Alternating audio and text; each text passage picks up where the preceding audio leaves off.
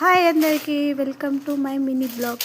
ఈరోజు నా మినీ బ్లాగ్లో మంచి రెసిపీ చూపించబోతున్నా.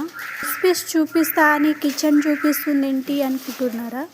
వెళ్దాం. ఒక్క నిమిషం ఆగండి. వంట చేసేది ఇక్కడే కాబట్టి మీకు చూపిస్తున్నా. ఏమైనా బయట చేసుకుంటున్నాం అని అనుకుంటున్నావా ఏంటి? కాదండి, నా కిచెన్ రూమ్ కదా, నేను చూపించుకుంటే తప్పేంటి. తాత ముత్తాతలు తిన్న రెసిపీస్ అన్నీ మీకు చూపించాలనుకుంటే ఫస్ట్ లైక్ చేయండి, సబ్స్క్రైబ్ చేసుకోండి. చేసుకుంటారు లేండి, ఎందుకు చేసుకోరు. నేను మంచి రెసిపీస్ చూపిస్తా కదా. అంతా ఆపేసి ఏం చెప్పాలనుకుంటున్నానో చెప్పేస్తాను.